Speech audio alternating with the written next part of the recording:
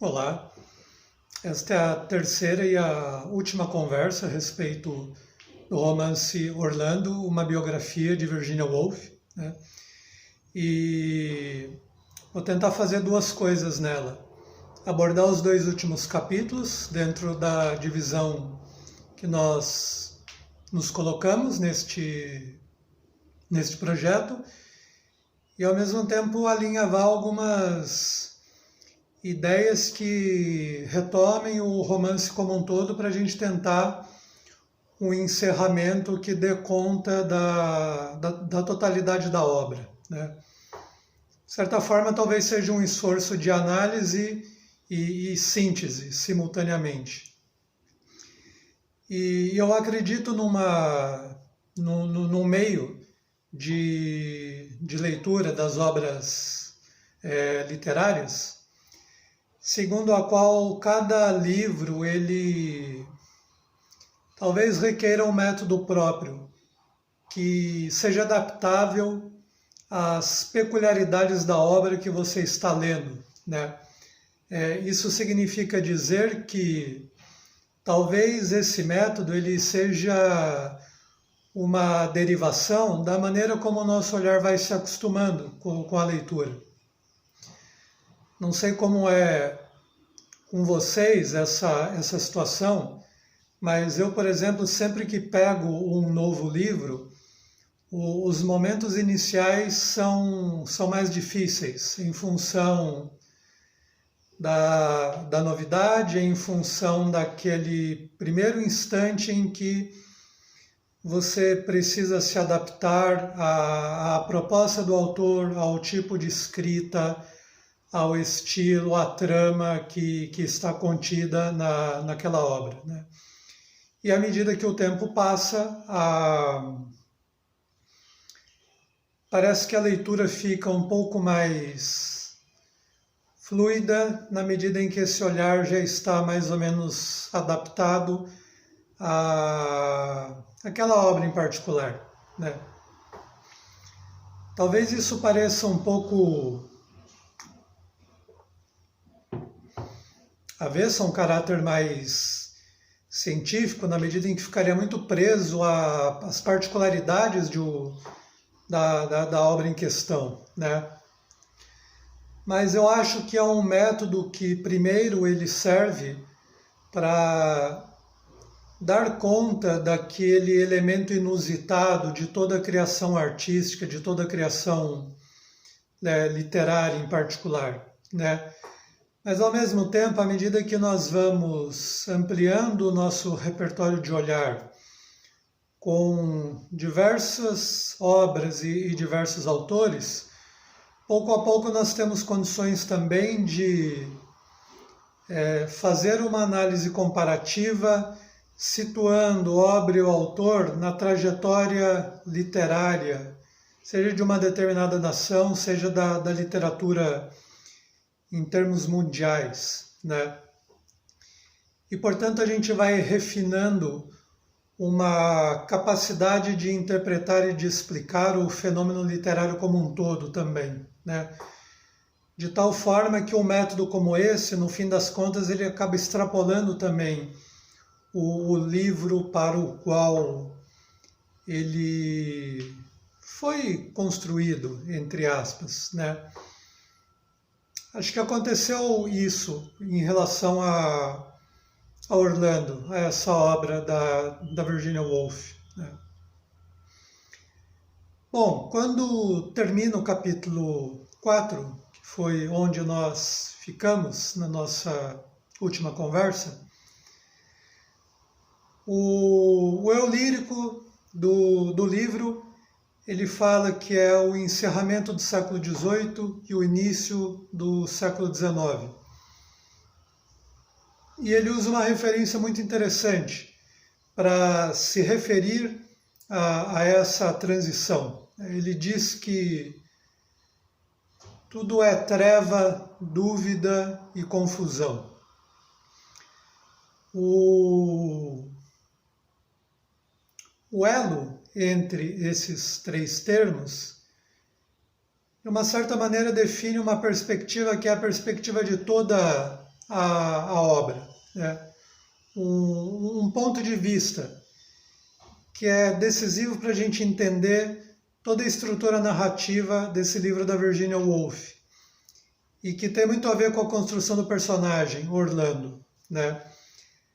Esse ponto de vista é o ponto de vista de uma aristocracia, uma perspectiva de classe vinculada às posições ocupadas por aquilo que nós chamamos de a nobreza, a aristocracia britânica, né? E essa perspectiva, no início do capítulo 5, ela fica pouco mais clara em termos literários pelas figuras de linguagem, pela construção narrativa que a Virginia Woolf usa nesse penúltimo capítulo do livro, né?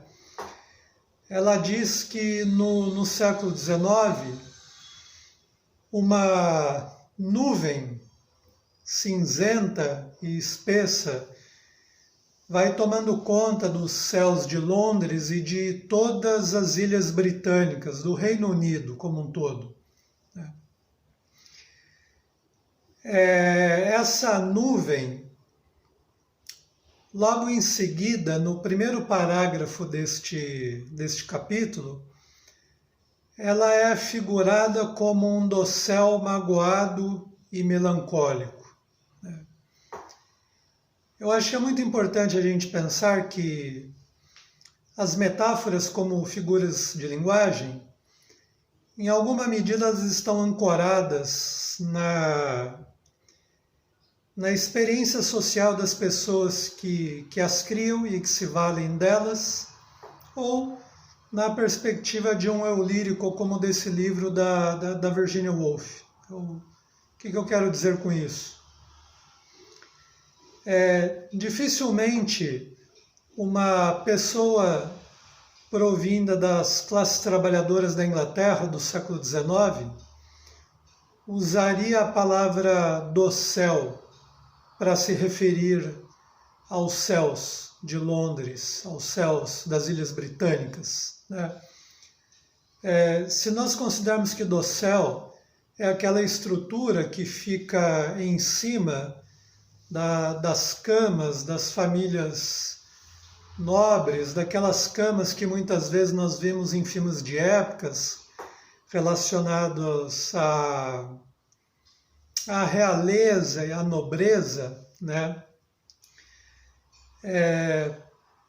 Dificilmente alguém das classes trabalhadoras usaria essa figura de linguagem na medida em que é um tipo de móvel e um tipo de realidade que é muito distante das condições de vida dela. Eu acho que as metáforas, muitas vezes, elas têm essas origens enraizadas num determinado tipo de experiência social, mesmo que depois elas acabem circulando e entrando na linguagem comum de todas as classes e de todos os grupos dentro de uma sociedade, né? Mas acho que particularmente nesse caso do romance de Virginia Woolf, é uma espécie de indicador literário que sinaliza para uma perspectiva subjacente ao livro e principalmente subjacente ao personagem que foi construído por ela, né? E essa ideia de uma perspectiva da realeza, ela se realiza com base em dois caminhos, dois atributos decisivos nessa obra, né?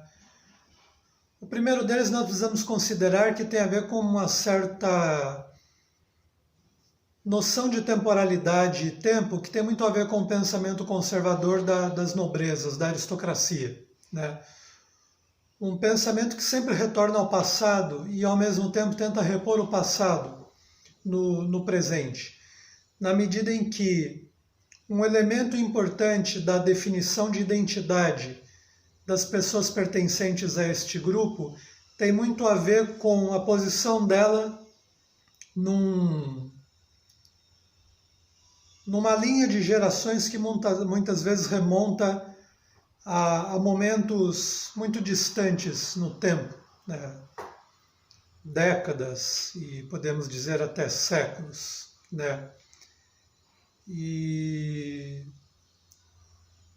portanto, esse olhar voltado ao passado e um olhar que tem a ver com as estruturas e os símbolos que recolocam o passado no presente para reforçar uma continuidade que dê segurança e estabilidade para essas pessoas e para a sociedade como um todo, é um aspecto muito importante para a gente entender a construção dessa obra. Ao mesmo tempo, a ideia de um dossel magoado e melancólico também define uma espécie de nostalgia que está enraizada numa situação em que essa aristocracia pouco a pouco vai perdendo espaço e poder para uma outra classe social, num processo de reconfiguração da sociedade como um todo e que redefine o poder tanto em termos econômicos quanto em termos políticos, né?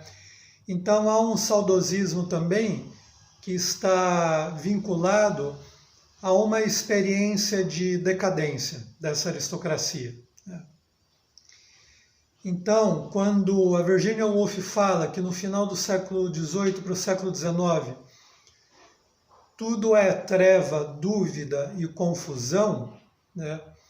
De uma certa maneira essa tríade de palavras, ela sintetiza os receios, as angústias e as inseguranças, sobretudo dessa aristocracia, né? E essa insegurança, essa experiência de decadência, ela pode ser entendida a partir também de dois eventos históricos que marcam essa construção metafórica usada pela Virginia Woolf, que tem muito a ver também com as condições de vida na Inglaterra e na Europa desse momento histórico em particular, que nós estamos recortando aqui nesse momento do romance, né?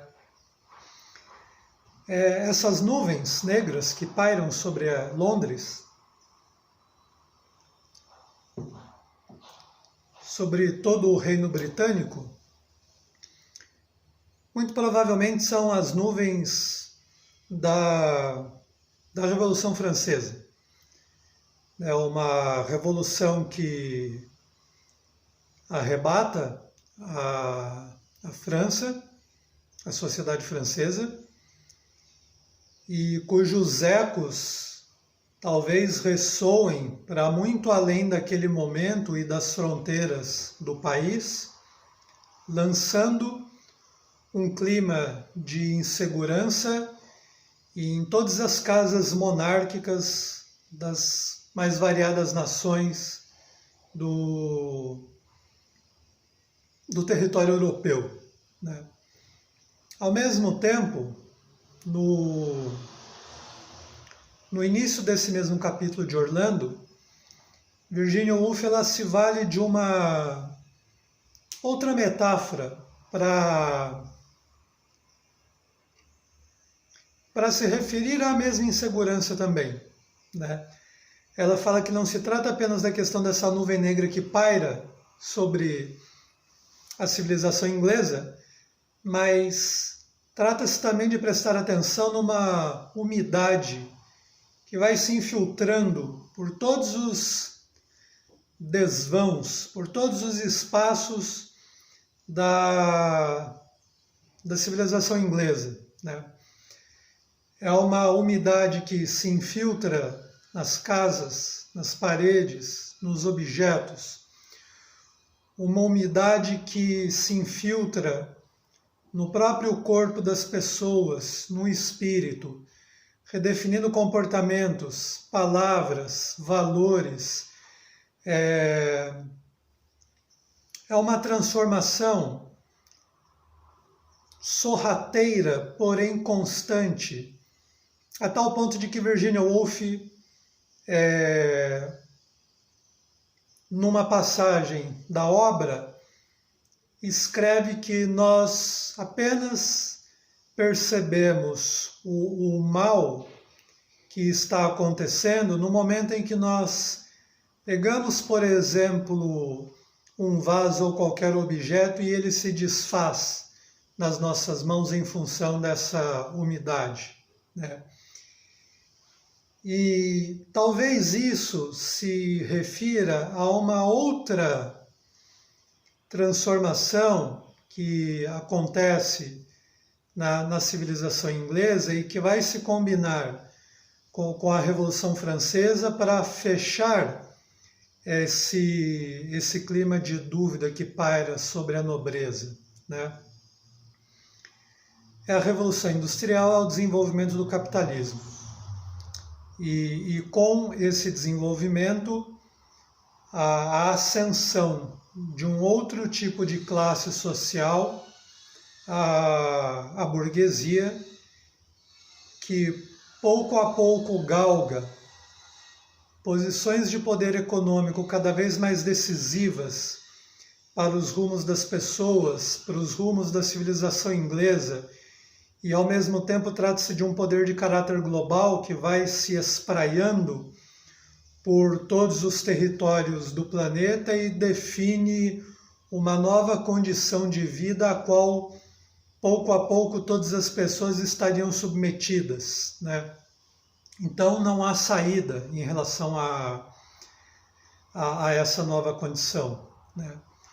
Há uma passagem de profunda significação no romance, o momento em que Orlando sai às ruas e ele começa a observar uma série de coisas muito próximas umas das outras,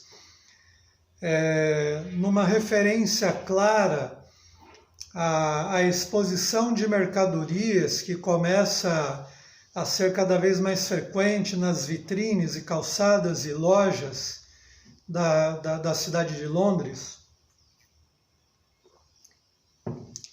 E ele vê aquilo como algo absolutamente horroroso, destituído de estilo e ao mesmo tempo monumental, como se a exposição dessa variedade de mercadorias espalhadas por todos os lugares já sinalizasse por uma espécie de cultura kitsch que vai se construindo nesse novo tipo de sociedade que perturba profundamente o olhar de Orlando, que é o olhar de um integrante da aristocracia inglesa, né? E esse amontoado monumental de mercadorias, eles são ladeados, por um lado, por uma mulher coberta com uma túnica branca, somente isso, né? E, por outro lado, por um homem vestido de preto, casaca e calças balofas, né? Ou seja, um esplendor de mercadorias que se espalham pelas ruas e lojas da Inglaterra, ladeado pela figura da liberdade, talvez, representada por essa mulher apenas coberta com uma túnica, né? E por outro lado, a figura desse cavalheiro que representa muito bem o burguês dessa virada do século XVIII, século XIX, né? O burguês que nós encontramos até em algumas iconografias, pinturas que seriam feitas nesse momento como um indicador das mudanças sociais que ocorriam com o seu tipo social familiarizado a essa nova condição de vida, né? Então acho que isso é um elemento muito importante para a compreensão da obra como um todo, né? Ao mesmo tempo, há um outro detalhe que merece muito a nossa atenção, que acontece nesses capítulos decisivos da obra da Virginia Woolf, né? Que é uma confluência do tempo da narrativa e o tempo biográfico da autora, ainda no texto mesmo, né? O que eu quero dizer com isso? Há uma passagem que o eu lírico afirma com todas as palavras que então chegamos ao momento presente. Né? Se a gente considera que ler uma obra literária é mergulhar na temporalidade que estrutura a narrativa, uma temporalidade relativamente autônoma, em termos de que ela compõe a obra e dá um estilo, um jeito de ser, uma organização para a obra literária. E se a obra nos convence, nós aceitamos essa temporalidade, essa narrativa, os termos da narrativa, de uma certa maneira, talvez até ingênua, confiamos em tudo isso daí como leitores, né? A partir do instante em que o narrador fala que enfim chegamos ao mundo contemporâneo, e esse narrador sempre se mostrou como alguém relativamente distante em relação à vida de Orlando, à trama que envolve esse personagem da Virginia Woolf, né? Esse pequeno detalhe nos deixa um pouco confusos e com estranhamento, né? Na medida em que, se pela trama da narrativa, nós estávamos já numa fase da história em que Orlando contava os seus mais de 300 anos de idade, né? Um personagem que começou lá no final do século XVI e nós já estamos no século XIX, né? E numa situação como essa, nós poderíamos fazer a seguinte pergunta: ué, mas então o narrador teria a mesma idade que Orlando, né?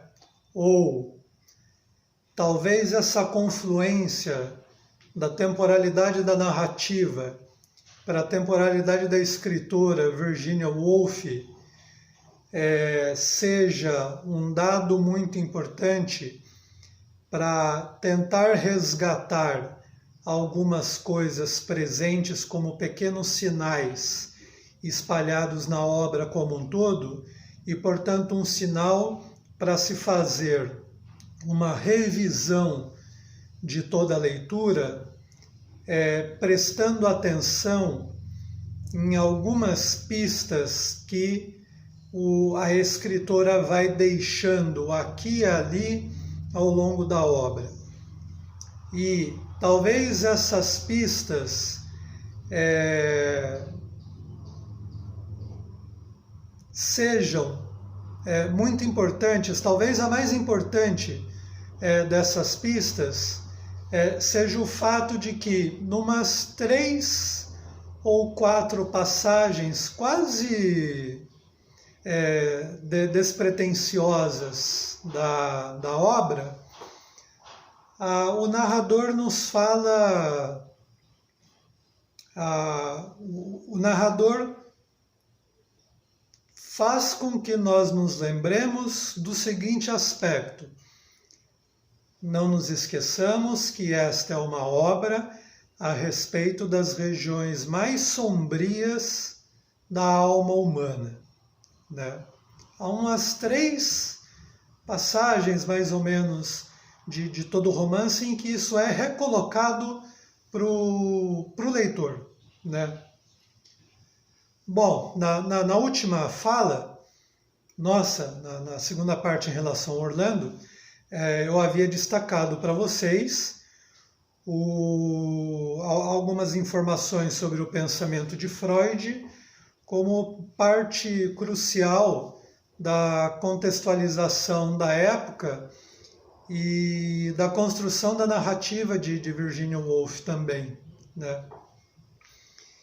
E se nós considerarmos isso daí, talvez seja importante pensar que a temporalidade inscrita na obra não é tanto uma temporalidade que se define a partir de marcos espaciais, geográficos e históricos,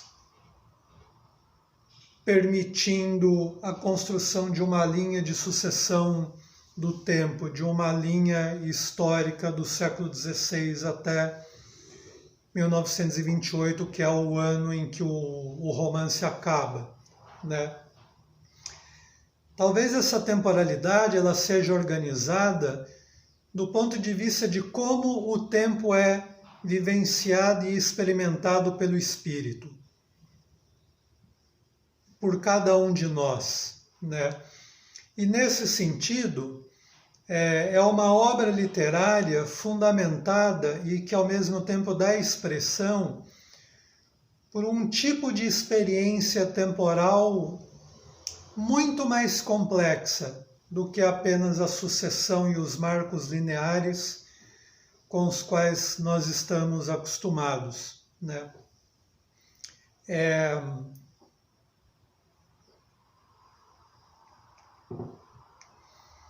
Uma vivência do tempo marcada pela relativização.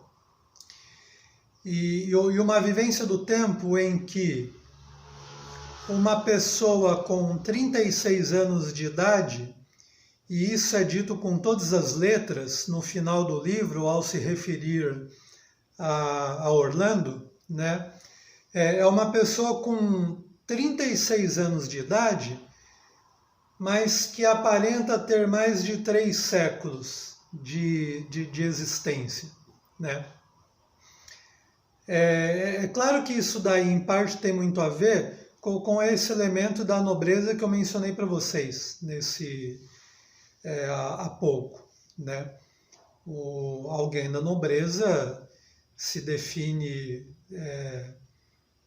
não apenas pela sua individualidade biográfica, mas pela posição que ela ocupa em toda uma linhagem, né? A sucessão das gerações é um marco decisivo para a constituição identitária dessa pessoa, de uma tal forma que esses séculos da própria família, da árvore genealógica, inscrevem-se em quem essas pessoas são também, né? É claro que não é só isso, mas a gente também precisa imaginar que, dentro de uma perspectiva psicanalítica anunciada por Freud e também por outros filósofos e em outros meios, né, uma parte importante da psique humana tem muito a ver com os desenvolvimentos imemoriais da espécie. Então é como se vivências passadas e que são cruciais para o desenvolvimento do ser humano, de alguma maneira ainda seriam constitutivas de cada um de nós, né? Da mesma forma que, por exemplo, quando nós pegamos um livro já bem posterior, agora eu já estou mais contemporâneo,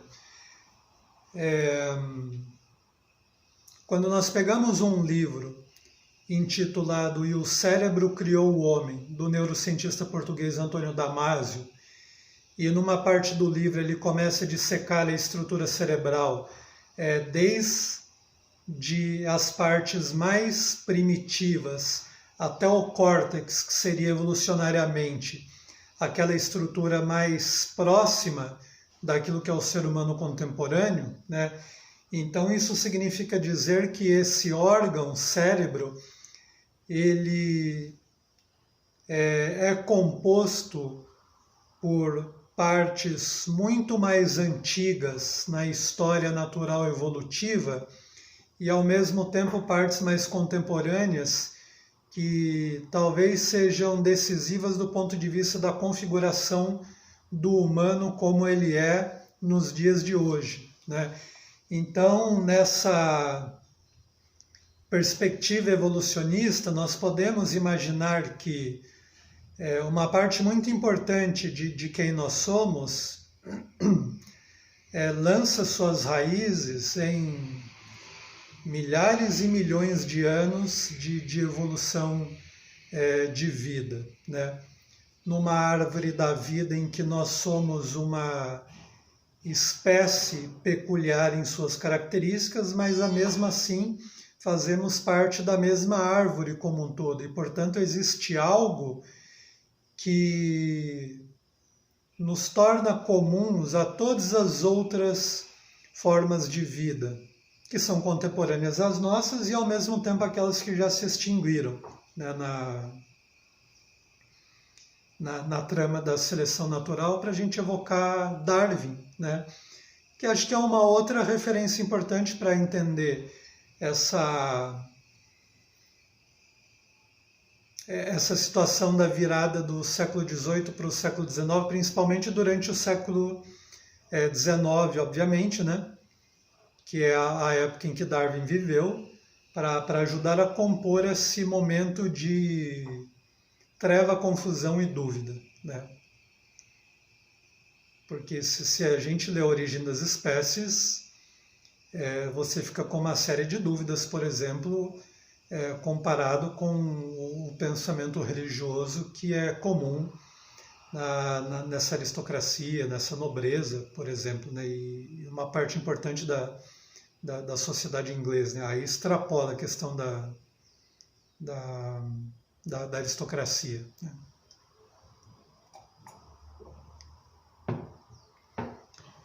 Bom, tomando como referência então essas duas coisas que eu falei para vocês, a questão das nuvens e da umidade, e depois essa confluência do tempo da narrativa com o tempo biográfico da vida da Virginia Woolf, do momento em que a história propriamente está sendo escrita, né?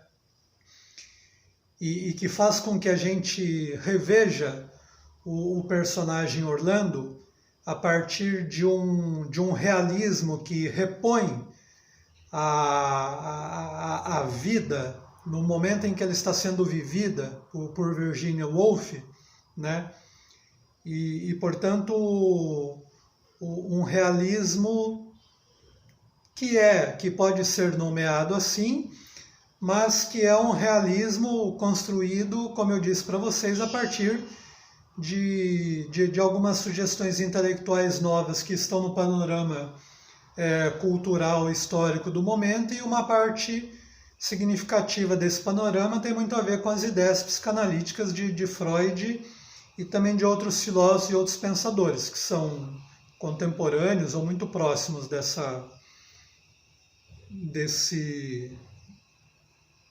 desse nome das ciências do homem, né? Dadas essas duas referências,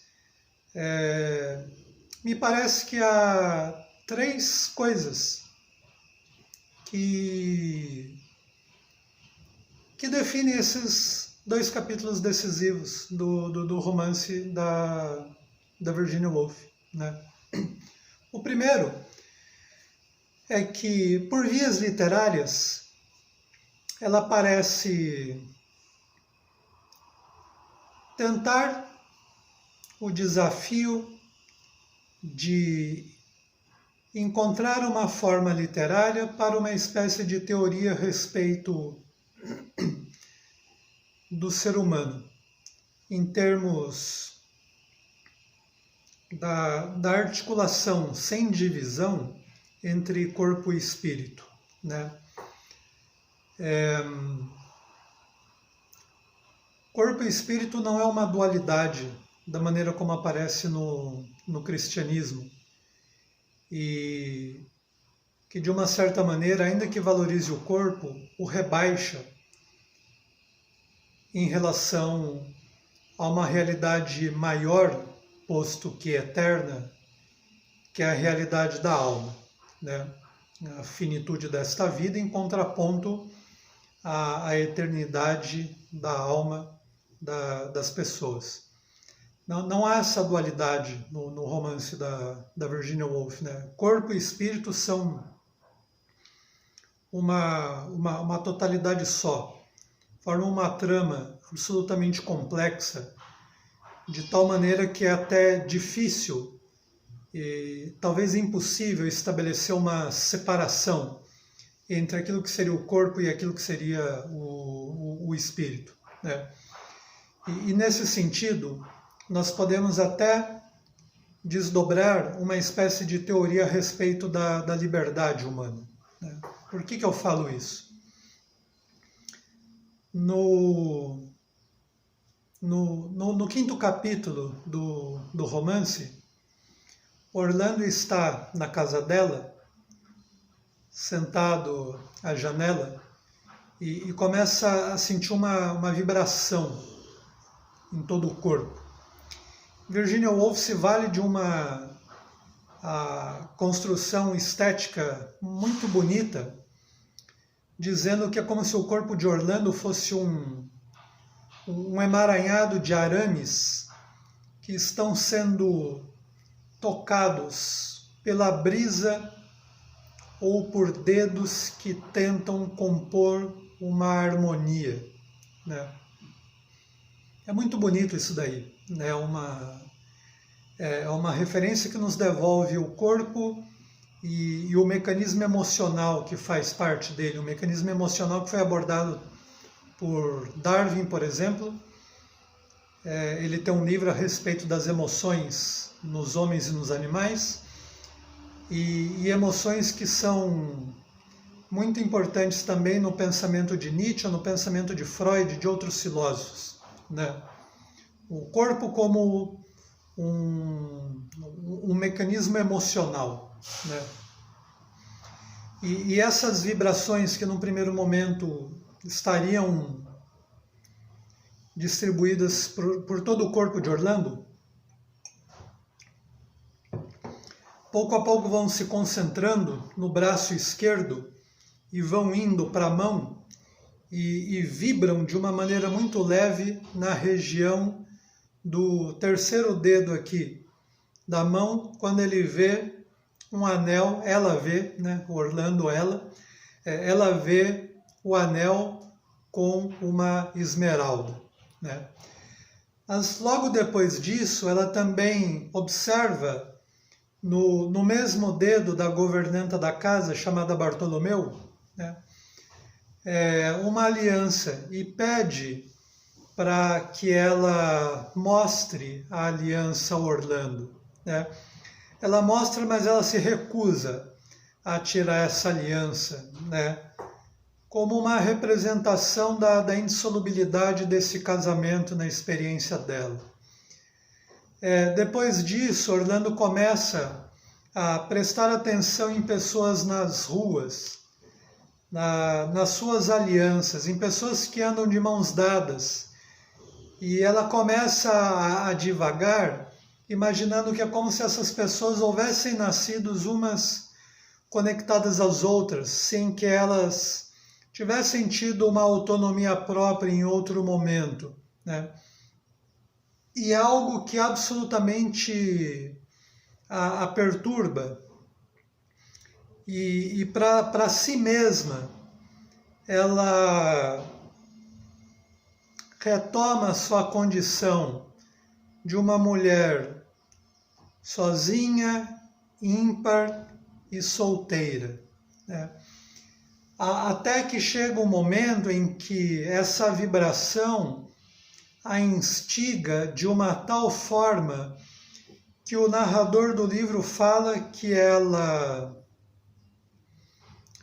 submissamente decide tentar se adequar ao espírito da época e arrumar um marido, né?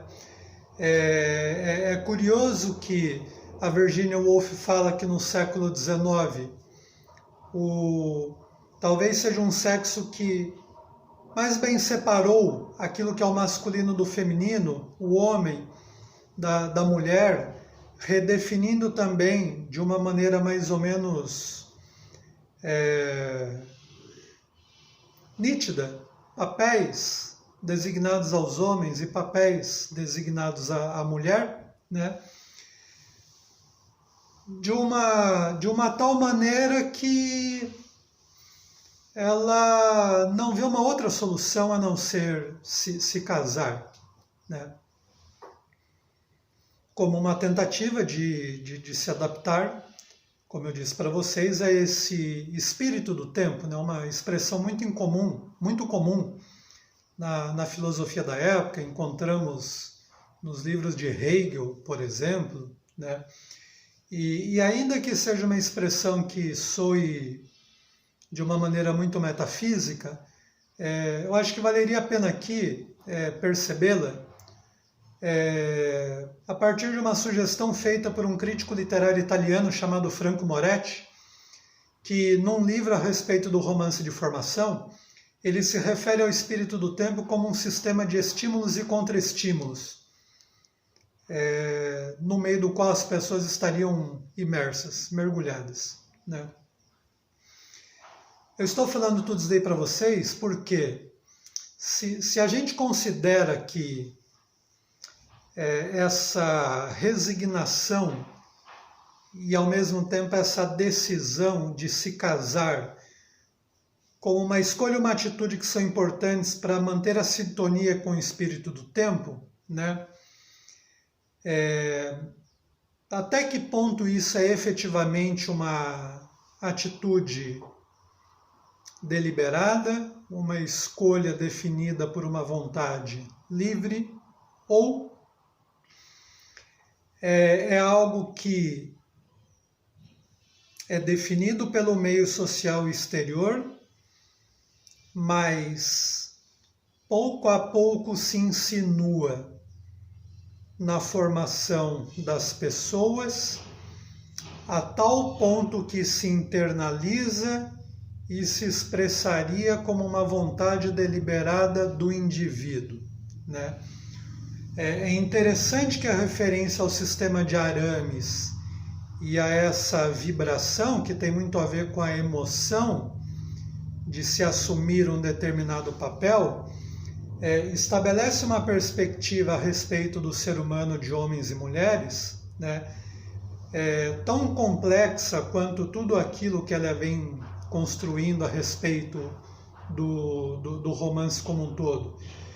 De uma tal forma que a ideia de uma liberdade individual ou a ideia de uma liberdade que seria social e histórica, no final das contas, elas estão tão emaranhadas uma na outra que não é possível estabelecer uma divisão nítida entre elas, né? E isso sem contar que também nós precisamos mergulhar essa ideia de escolha, de deliberação e de liberdade nessas regiões sombrias do espírito que a Virginia Woolf e o narrador falam a todo momento, como eu mencionei para vocês aqui, né? Até que ponto Orlando é efetivamente livre, né? E um outro detalhe a respeito disso daí, né? O Orlando acaba se casando, né, com um diplomata de nome Chalmerdine, chama de Chal, né, na intimidade das relações afetivas, né? E no momento em que se casa com Chalmerdine, né, no momento em que ela percebe uma química com esse homem, há duas referências muito importantes também, que vêm logo em seguida no romance, né? A primeira delas é que a identificação de espírito é tão grande que Orlando pergunta para ele, você é homem mesmo? Acho que você deve ser mulher, não pode ser verdade, né? E a mesma coisa faz Chalmerdine em relação a ela, né? Ele fala, olha, eu também imagino que você deva ser homem, não pode ser uma mulher, né? Então, mesmo numa situação de papéis muito bem estabelecidos, homem, mulher, marido, mulher, masculino e feminino, volta esse embaralhamento do feminino e do masculino como algo importante para entender a complexidade desse personagem construído pela Virginia Woolf, né? E uma segunda coisa decisiva também, logo depois que se dá esse efetivo casamento, Orlando fica com algumas dúvidas. Se aquilo é efetivamente amor, se aquilo é efetivamente um casamento, né? Como se houvesse uma recusa do narrador em reduzir esses personagens a essa definição muito bem nítida, com contornos nítidos de um determinado tipo de papel social, né? Homem, mulher, marido e esposa, né? Como se, para além da instituição do matrimônio, mesmo assim as pessoas ainda seriam extremamente complexas, a ponto de extrapolarem aquilo que seria uma concepção muito redutora de papéis sociais, né? São personagens que extrapolam muito essa condição, ainda que eles tenham decidido se unir em matrimônio, né? Acho que isso é um negócio decisivo e me leva à segunda característica importante desse desfecho do romance, que é uma relação entre o personagem Orlando e a cidade de Londres como uma cidade que vai se transformando numa grande metrópole e a vivência do tempo e da temporalidade, né? Há pelo menos duas coisas muito dignas de nota, né? Primeiro, é uma certa aceleração da vida, né? Uma aceleração representada num primeiro momento pelo trem, né? Pela velocidade. A primeira vez em que Orlando vai da casa de campo, que é uma região mais afastada, até o centro de Londres propriamente dita, Virginia Woolf usa de uma maneira muito significativa o verbo arrebatar, e Orlando foi arrebatada até a cidade de Londres. Então, aquela experiência de você ir em carruagens, cavalos, e portanto o tempo mais lento, moroso, né? É muito diferente do tempo do trem, né? E uma outra característica muito importante dessa cidade que vai ganhando feições metropolitanas, né? É uma vida mais acelerada, é uma vida em que, como eu disse para vocês, essas mercadorias começam a ficar expostas nas vitrines, nas lojas de departamentos. É uma cidade em que as pessoas andam todas elas ensimesmadas, como se fossem ilhas relativamente autônomas, preocupadas com seus próprios interesses, as suas angústias, os seus sentimentos, como se cada uma dessas pessoas fosse uma espécie de sombra ambulante diante da qual há um trabalho muito difícil de reconhecimento e de conhecimento de cada uma dessas pessoas. É a questão da solidão em meio à multidão, que é um dos temas literários da época, é um dos temas que vai aparecer, por exemplo, nos contos policiais, à la Sherlock Holmes, né? Enfim, é esse tipo de coisa, a exploração da multidão nos contos de Edgar Allan Poe, por exemplo, coisas mais ou menos nessa linha literária, né? E talvez uma das passagens mais brilhantes do romance Orlando seja o momento em que a Virginia Woolf ela afirma com todas as letras que talvez cada um de nós, talvez cada uma dessas pessoas que passam transeuntes pelas ruas, calçadas de Londres, sejam pessoas que condensam dentro de si mesmas 60, 70 tipos diferentes de tempos, de experiências de tempos, né? Cada uma delas tentando um esforço descomunal para harmonizar toda essa multiplicidade que compõe a alma humana. E para cada uma dessas dezenas e dezenas de vivências do tempo, formaria-se também um determinado eu, né? Ainda que haja um ego, que nós poderemos pensar tanto o ego, o cogito de Descartes, quanto o ego, o plano consciente da nossa psique, na psicanálise freudiana, um ego capitão, um ego mestre, que tentaria um esforço de se sobrepor, de organizar essa miríade de elementos que compõem uma personalidade multifacetada de cada um de nós, né? Então isso é absolutamente fascinante como uma solução literária, como uma resposta literária, no sentido de se entender talvez uma mudança a respeito da concepção de ser humano que tem a ver não apenas com Freud, mas com outros saberes filosóficos que estão sendo construídos nessa época, né? E que definem o tipo de complexidade que é subjacente ao romance escrito pela Virginia Woolf, né? A tentativa que ela faz de dar forma literária por uma série de mudanças que estão acontecendo no momento em que ela vive e que são mudanças que sinalizam para uma transformação abrangente de grande envergadura da vida como um todo, né? O fundo dessa transformação tem muito a ver, obviamente, com a sociedade capitalista produtora de mercadorias, né?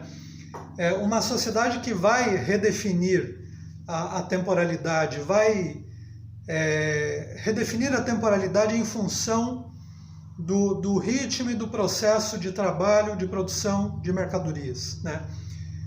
Um tempo que constantemente vai repor o presente, um tempo visto como uma sucessão de presentes sem fim, que tem muito a ver com essa espécie de destino de Sísifo, do personagem mítico da Grécia Antiga, né, de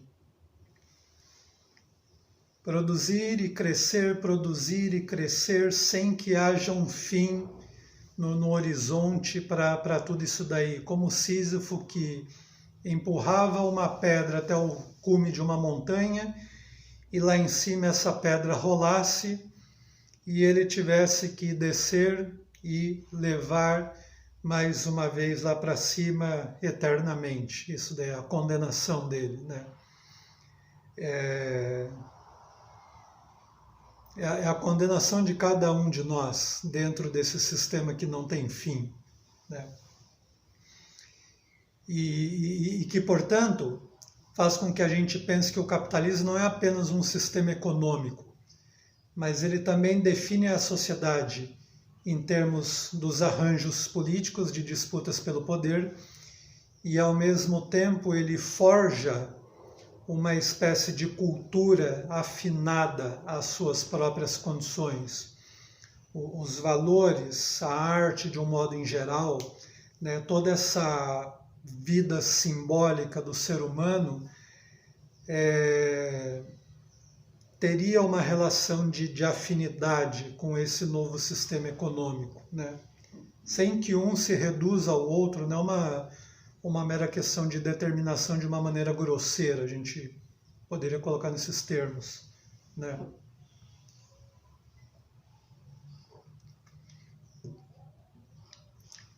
E isso é muito significativo na obra, né? é significativo e faz com que eu chegue ao terceiro e último aspecto que me parece relevante no final desse romance, né? Que é a relação entre essa sociedade produtora de mercadorias e o tipo de subjetividade que ajuda a compor o espírito de Orlando, que é uma espécie do espírito de uma época também, né? E essa relação ela vai ser experimentada não apenas pelo consumo de mercadorias, porque Orlando vai sair à cidade de Londres comprando coisas, principalmente no momento em que ela fica grávida no casamento, ela tem um filho, né? Mas ganha destaque também o tipo de repercussão que isso daí vai ter na vida literária como um todo e particularmente para as pretensões literárias do próprio Orlando, que ele não esqueceu isso em nenhum momento, né? Ele acaba lançando, publicando o grande poema dele, o Carvalho, que ele titubeia, posterga ao longo de todo o romance, ele acaba sendo publicado no final da obra com uma receptividade muito boa da crítica literária do momento, né? Mas acho que há duas passagens importantes para pensar essa transformação de uma sociedade produtora de mercadorias dentro do campo da literatura, né? A primeira delas é quando Orlando entra numa livraria e acha tudo aquilo absolutamente estranho, né? Ela que dentro da tradição conservadora estava acostumada com os manuscritos lá do século XVI, século XVII, né?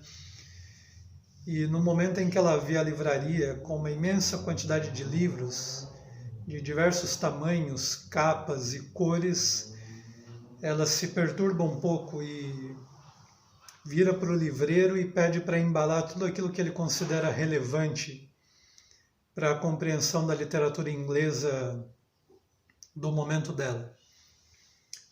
Quando ela chega em casa, logo em seguida chega também um carregamento com caixas e caixas de livro que vão sendo amontoadas num vestíbulo século XVIII da construção, na linguagem da Virginia Woolf, né? Num momento em que ela ainda se lembra da figura de um certo Lord ali, mas essa memória identitária da nobreza vai sendo atravancada e sobreposta pelas caixas e caixas de livro que vão tomando conta da casa, invadem a casa e desfiguram essas lembranças e esse imaginário de Orlando e a sua própria identidade. Quando ela inicia o trabalho de tentar ler todo aquele volume de livros, ela chega à seguinte conclusão: bom, ou nós teríamos que escrever compêndios e compêndios literários para dar conta daquilo que é a literatura inglesa, ou poderíamos resumir cada livro em 6 linhas, por exemplo, né? Há uma ironia, um sarcasmo nesse tipo de afirmação, né? Na medida em que ela talvez esteja lidando com o fato de que dentro dessa imensa quantidade de livros, poderíamos perguntar aquilo que efetivamente vale a pena do ponto de vista da qualidade literária, e ao mesmo tempo poderíamos nos perguntar sobre a própria capacidade que cada um de nós teria e o leitor comum teria de fazer um julgamento a respeito dos valores daquelas obras, né? E uma outra coisa que incomoda muito Orlando é no momento em que ela ganha uma certa fama literária e começa a ser chamada para palestras, para falas e ela começa a notar que há um certo tipo de crítica literária muito focada em pequenas fofocas e informações de caráter pessoal que talvez não sejam muito relevantes do ponto de vista daquilo que ela entende como a literatura na acepção mais forte do termo, né? Uma literatura que tenta dar conta da vida e da experiência humana e não de uma literatura que se vale de futilidades para ganhar espaço e mercado, né,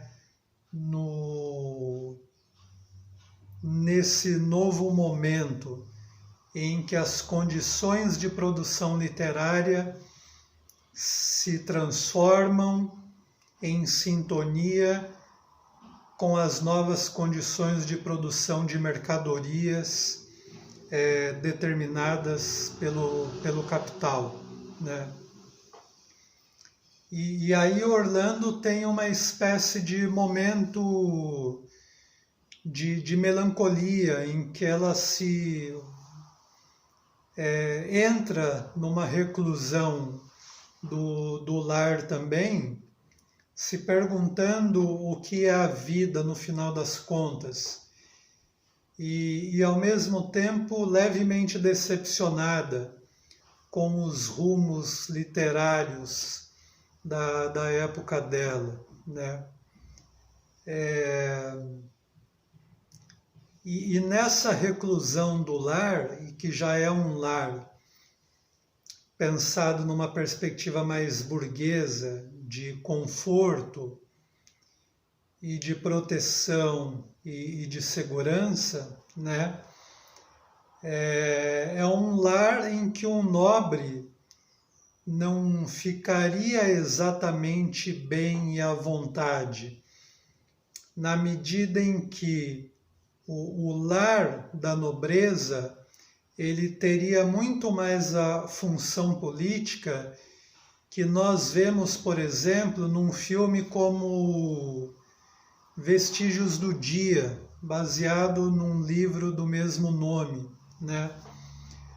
É um lar imenso, uma casa com muitos e muitos cômodos e que tem um papel político decisivo como espaço de reunião de membros da aristocracia e de pessoas diretamente envolvidas com o poder e de pessoas acostumadas a tomar as grandes decisões que definem os rumos da civilização e da sociedade, né? O Orlando não tem mais essa casa, ele foi obrigado a vendê-la, né? E ao mesmo tempo não é mais essa casa que impera na civilização britânica desse momento, né? Vai ser a casa mais do ponto de vista de lar, como nós estamos acostumados, por exemplo, né? E é nesse momento que o livro se encerra, né? Orlando num morro ao lado de um carvalho, ouvindo o som de um aeroplano vindo de cima, em 11 de outubro de 1928, que é a data de travessia de um daqueles zeppelins da Europa em direção aos Estados Unidos. O romance ele foi dedicado a uma amante de Virginia Woolf, né?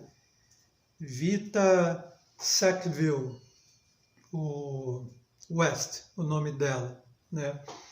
Uma mulher que havia nascido em 1892, e que, portanto, em 1928 teria 36 anos, como dito no romance, né?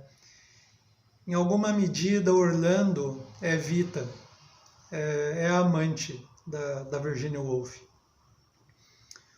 O filho de Vita diria depois que Orlando talvez seja uma das grandes cartas de amor dedicadas por uma mulher a sua amante, né?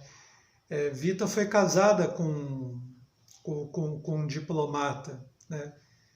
Então há elementos dessa relação afetiva da Virginia Woolf que entram na construção do romance, mas entram não apenas em termos de algo que importa na perspectiva biográfica, mas entram na feitura de um romance que diz muito a respeito da condição humana e particularmente da condição feminina na Inglaterra, na virada do século XIX para o século XX, para o momento em que Virginia Woolf viveu, né?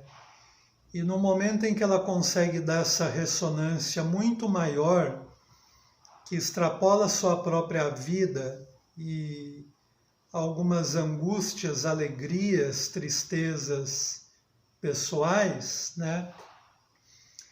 Ela acaba nos legando um clássico, né?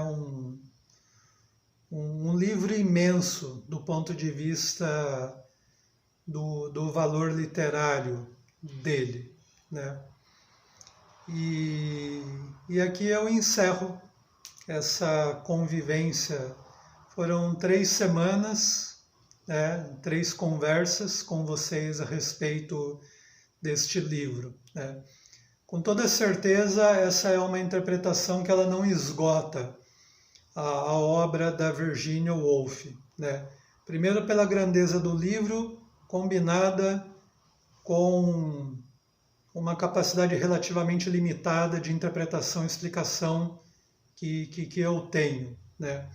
Mas eu espero que tenha servido como estabelecimento de alguns marcos que me parecem importantes para uma leitura dessa obra, mas principalmente como um estímulo para que cada um de vocês leia e releia esse romance da Virginia Woolf e tire suas próprias conclusões a respeito dessa obra, né? Agradeço as pessoas que me acompanham e espero encontrá-los na nossa próxima conversa. Muito obrigado.